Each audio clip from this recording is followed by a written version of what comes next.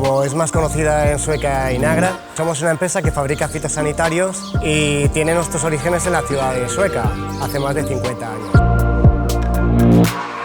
Dentro de los productos que fabricamos y vendemos hay muchos productos para el arroz. Nos pareció una iniciativa estupenda la del concurso de paellas de Sueca y bueno, pues obviamente teníamos que estar aquí presentes en este certamen internacional tan importante que es el concurso de paellas.